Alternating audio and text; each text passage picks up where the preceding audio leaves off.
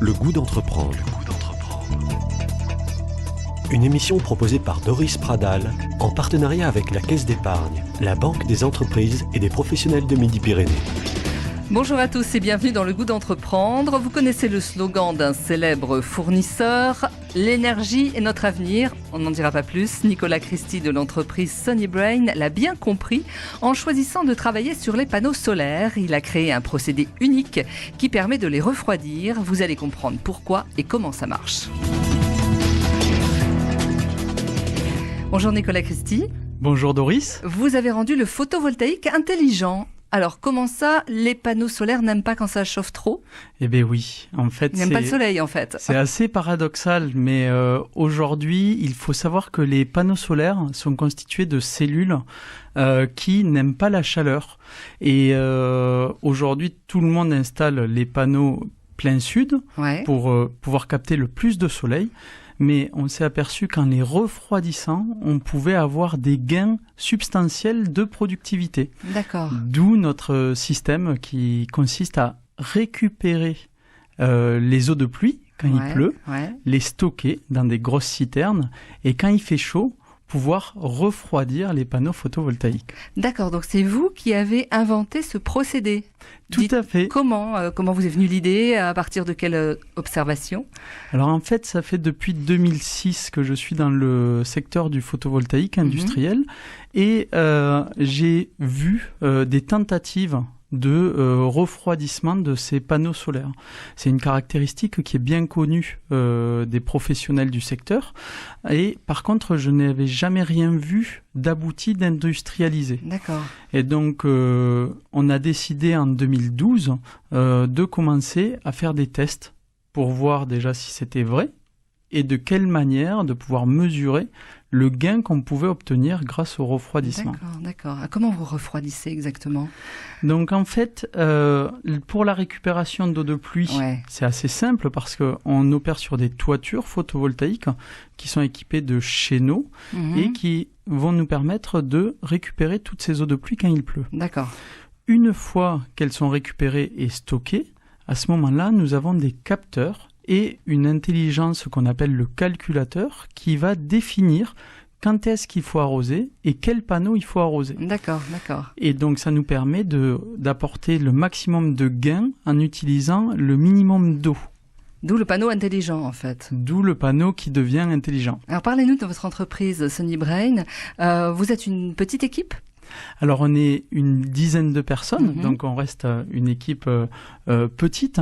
On a des belles perspectives dans l'avenir, donc des perspectives d'embauche notamment. On veut doubler les équipes dans l'année à venir, donc on cherche activement des collaborateurs. La question traditionnelle, je sais que vous l'attendez tous. Vous recrutez ? Oui, on recrute. Donc, on recrute une force commerciale, des développeurs, des programmeurs, développeurs. Java, Python, bon, c'est un peu technique, mais qui aurait un attrait pour tout ce qui est énergie renouvelable, écologie. Et une assistante administrative pour donner main forte à la personne qui s'occupe déjà de tout ça. D'accord. Vous êtes ingénieur à la base, Nicolas ? Oui. Qu'est-ce que vous avez fait comme études ? Donc en fait, j'ai fait des études sur la Belgique, qui sont des études d'ingénierat commercial, qui sont un peu différentes de ce qui existe en France, parce que on continue en fait, pendant les 5 ans d'études, à faire toutes les matières scientifiques, que ce soit de la physique, de la biologie, de l'électronique, de la programmation. Et donc, qui va nous apporter une base d'ingénieurs généralistes. Et ce qui est très important, en fait, du moins pour moi, ça a été vital dans ce choix d'entreprendre, parce qu'il faut pouvoir s'entourer de spécialistes. Et pour pouvoir s'entourer des spécialistes, il faut quand même avoir une base de connaissances sur les domaines qu'on va mettre en application. Donc c'est vrai que ça a été un cursus que que je ne regrette absolument pas. Et pourquoi les panneaux solaires quand vous avez décidé de créer votre entreprise? Comment vous êtes arrivé justement à dire voilà, ça y est, j'ai trouvé la bonne idée? Donc pour l'aspect d'énergie renouvelable, j'ai créé ma première entreprise quand j'étais encore étudiant. Ouais. Donc là, c'était de fabriquer de l'hydrogène grâce à des panneaux solaires, avec de l'électrolyse de l'eau. J'ai fait ça pendant mes 2 dernières années d'études et c'est une entreprise que j'ai prolongée pendant encore 2 ans après, où j'allais voir des industriels. À la suite de ça, je suis parti en Espagne où j'ai été responsable international pour une grosse boîte photovoltaïque. Et après ces longs pèlerinages, je suis revenu sur Toulouse, donc sous mon arbre, pour créer mon entreprise. Et donc, étant donné que j'avais accumulé de l'expérience dans les panneaux solaires, j'ai continué dans cette direction-là. C'est un univers qui vous intéresse, qui vous passionne. Tout à fait. En fait, ce qui est excitant et passionnant dans cette aventure, c'est que il faut se dire que tout ce qu'on connaît ou tout ce qu'on a entendu jusqu'à présent sur les énergies renouvelables, et en particulier sur le photovoltaïque, donc ça fait déjà quelques années qu'on en parle et qu'on en voit, et imaginez-vous que ça ne représente que 0,01% de ce qu'on va connaître dans les années à venir. Sur le photovoltaïque ? Sur le photovoltaïque. Ah, pourquoi ? En fait, aujourd'hui, l'électricité est en train de devenir de plus en plus chère. Et les coûts liés à la production photovoltaïque baissent de plus en plus.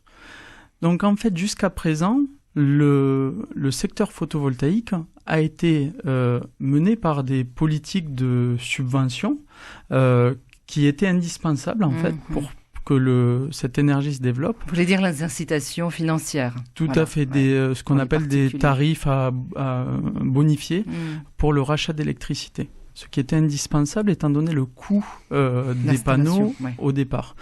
Aujourd'hui, le photovoltaïque est en train de devenir moins cher que l'électricité qu'on achète sur le réseau. Donc en fait, imaginez-vous, jusqu'à présent, les personnes qui faisaient le choix d'investir dans du photovoltaïque, c'était pour un investissement financier.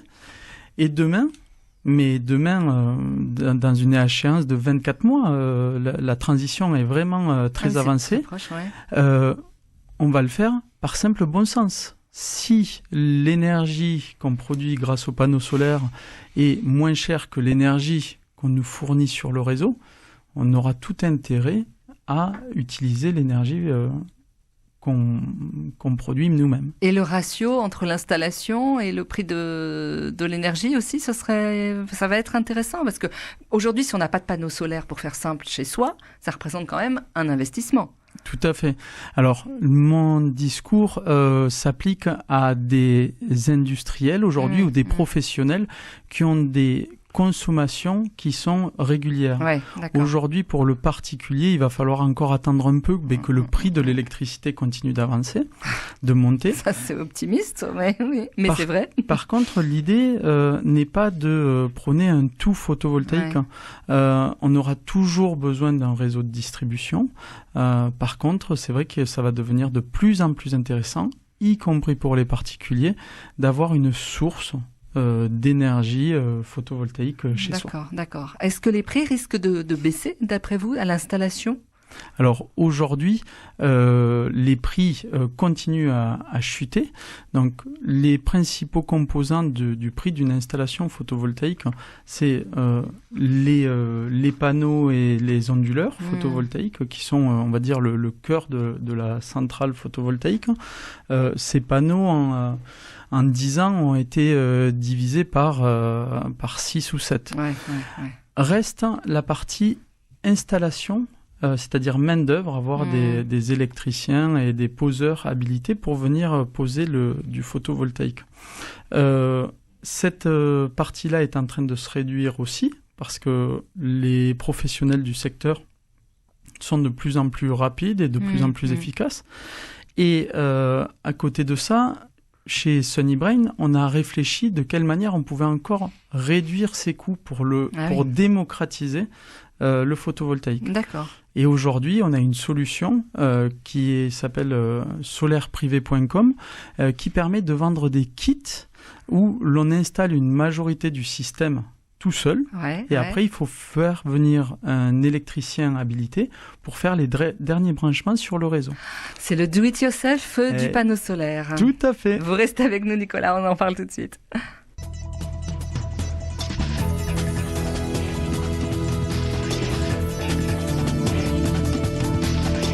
Le goût d'entreprendre, Doris Pradal.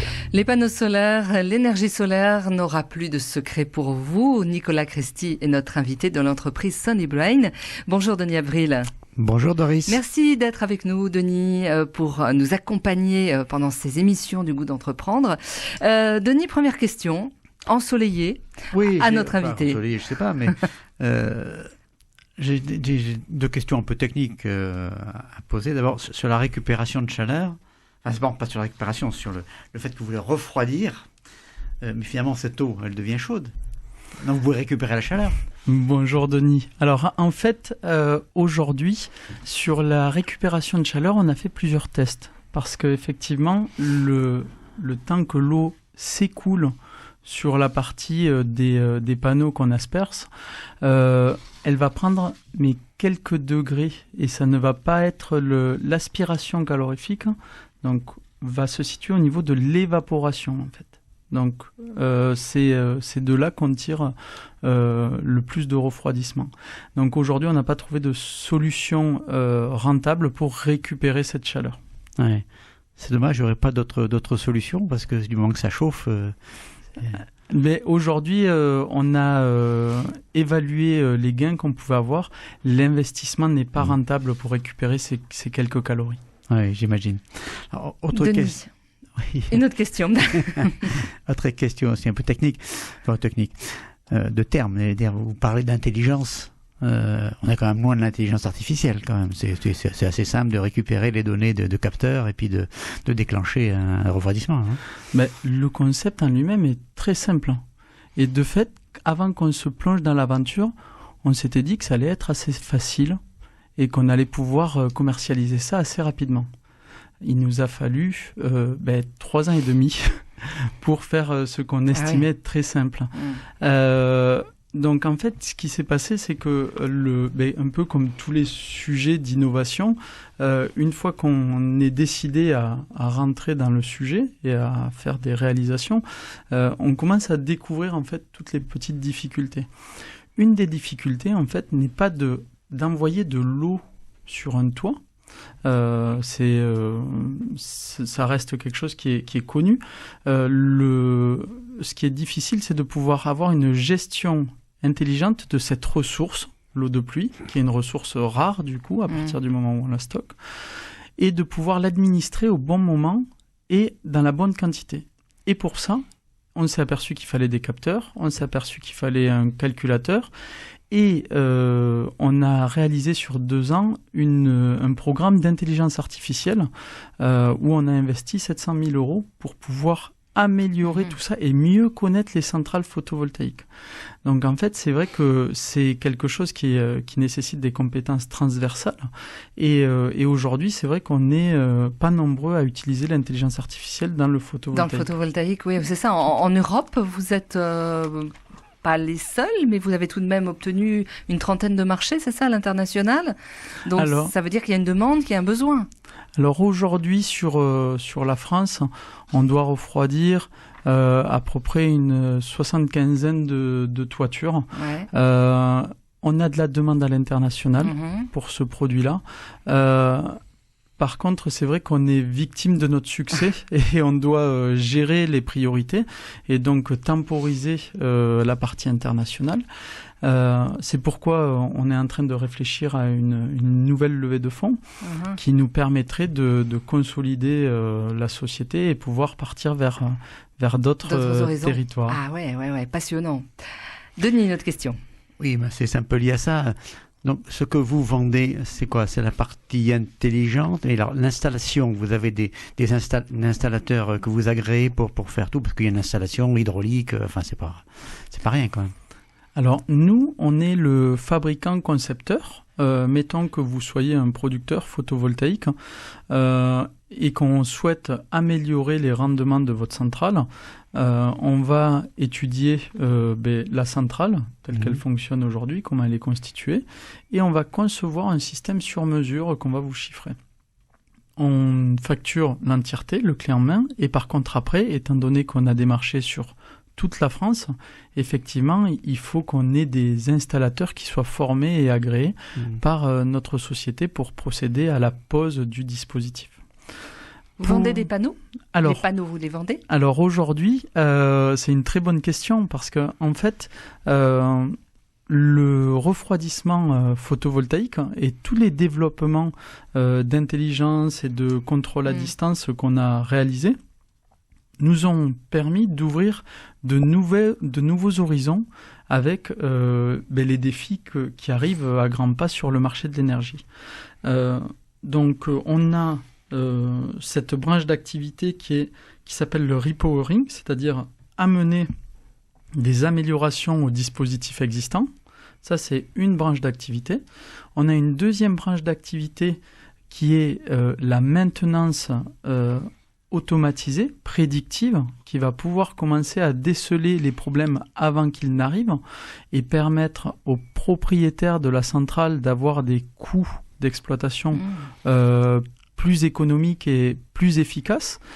Et enfin, on a aujourd'hui ce dont on parlait tout à l'heure, c'est-à-dire on donne l'opportunité à des exploitants, que ce soit agricoles, industriels, de s'équiper de centrales autonomes qui vont pouvoir se monter eux-mêmes. Eux-mêmes, c'est ça, avec solairprivé.com que vous avez créé. C'est bien ça. Voilà, récemment. Est-ce que ce système pourrait trouver, par exemple, Nicolas, d'autres applications ? Alors sur la partie intelligente, alors il y a plusieurs projets qui sont aujourd'hui soit en phase de déploiement, soit à l'étude.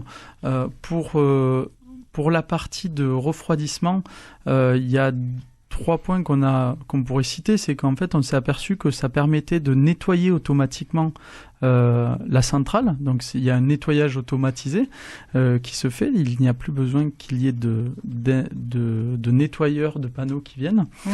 Ça allonge la durée de vie des panneaux solaires. Et on a été contacté par le S10 des pompiers et par les assureurs qui nous disent vous avez des stocks d'eau, vous avez de l'automation. Il est très compliqué d'agir sur un feu, sur une centrale photovoltaïque. Est-ce que l'appareillage et l'intelligence que vous avez mis en place pourraient avoir une issue sur la protection des biens et personnes? Donc ça, c'est ce qui en découle du refroidissement photovoltaïque. Et un autre intérêt qu'il y a, c'est justement sur l'aspect du contrôle de la centrale, parce que vraiment, on fait parler les centrales dès qu'il y a un petit souci ou un dysfonctionnement qui est prêt à apparaître. La centrale nous envoie des SMS et envoie des SMS au client pour lui dire tiens, j'ai un problème, il faudra venir checker tel ou tel aspect. Et donc ça, on a pu le modéliser dans une offre d'assistance d'exploitation qui permet justement aux clients, aux producteurs photovoltaïques, même ceux qui ne sont pas équipés de système de refroidissement, de perdre moins d'électricité due à des pannes. D'accord. Donc c'est une autre façon en fait d'augmenter la rentabilité des centrales, c'est de pouvoir augmenter la fiabilité des centrales et des interventions. D'accord, donc effectivement, il y a plein encore de fils à tirer. Tout à fait. Denis, une autre question. Justement, sur le même thème, moi j'avais une question qui est, lorsque vous faites une étude pour un client, est-ce que donc vous estimez, ou éventuellement est-ce que vous vous engagez sur l'augmentation de rendement des panneaux avec votre système? Alors vous parlez sur la partie de refroidissement ou la partie de maintenance. Donc en fait c'est quelque chose qui nécessite de savoir que, et c'est pour ça qu'on s'intéresse à la maintenance, on ne peut pas garantir de taux de performance si on n'est pas maître de la maintenance. C'est-à-dire qu'on peut avoir des gains à un certain moment de l'année sur le refroidissement ou le nettoyage. Il suffit qu'il y ait un onduleur ou une partie du système qui soit défaillant et où le mainteneur n'intervient pas assez. Quand on fait les comptes en fin d'année, on va s'apercevoir que ça n'aura servi qu'à combler les pertes qui ont été générées sur d'autres aspects dont on n'est pas responsable. C'est pourquoi c'est intéressant pour nous de pouvoir commencer à prendre le contrôle de la maintenance pour pouvoir amener ce type de garantie. Mais actuellement, le contrôle de la maintenance, il avait dit, les SMS sont envoyés au client. Donc il n'est pas envoyé, il peut être envoyé sur un mainteneur extérieur à ce moment-là, mais qui lui est agréé par vous, ou comment ça se passe? Ah non, parce que le client, si vous voulez, il a déjà tout un écosystème, que ce soit son électricien, son mainteneur, ses fournisseurs, et nous, on vient se greffer sur cet écosystème. Et donc aujourd'hui, c'est vrai que tant qu'on n'a pas le contrôle de ce qui se passe sur les autres éléments de la centrale, mais c'est pas possible pour nous d'apporter cette garantie de performance. D'où la nécessité pour nous de pouvoir rentrer sur le secteur de la maintenance et apporter un service qui amène une valeur ajoutée, parce que en tant que société innovante, si on arrive sans apporter une nouvelle valeur, en fait, on est inaudible par rapport aux grands acteurs qui sont déjà en place. D'où le fait de pouvoir apporter de nouveaux concepts de maintenance. Sur lesquels vous travaillez. Et en plus, ça vous amènerait du récurrent, quoi. Exactement, c'est l'idée aussi. Vous avez reçu le label French Tech. Oui, tout à fait. C'était en septembre de l'année dernière, donc ça va bientôt faire 1 an. Alors ce label, on a été honoré de le recevoir. Il est décerné selon des critères d'hypercroissance et il reprend... il sélectionne une centaine d'entreprises sur toute la France qui sont en hypercroissance et qui seront les fleurons de l'innovation digitale demain. Ça, c'est une vraie carte de visite. Ah ben oui. Du coup, ça nous met en lumière la société et ça nous pousse, nous aussi, à pouvoir continuer à préserver notre avance et viser des marchés à l'international et de nouvelles perspectives. Tout à fait. Et à trouver des solutions pour protéger notre planète. Oui, parce qu'on a bien besoin. Parce que on en a peu parlé, mais c'est vrai que être entrepreneur et pouvoir lutter pour une cause qui est écologique et respectueuse de l'environnement, c'est quelque chose qui est très très prenant et chaque matin on sait pourquoi on se lève. C'est ce que j'allais vous dire, qu'il vous fait lever avec le sourire tous les matins. Exactement. Merci beaucoup. Un grand merci à Nicolas. Vous nous rappelez l'adresse internet où on peut vous trouver. Votre bureau d'études est installé à Colomiers. C'est ça, derrière le lycée international. Et le site internet de Sunnybrain, c'est www.sunnybrain.com. Voilà, merci à vous. Merci beaucoup, au revoir. Vous avez une question, n'hésitez pas à nous écrire, contactez-nous, entreprendre@radioprésence.com. Merci Denis Avril, à très vite.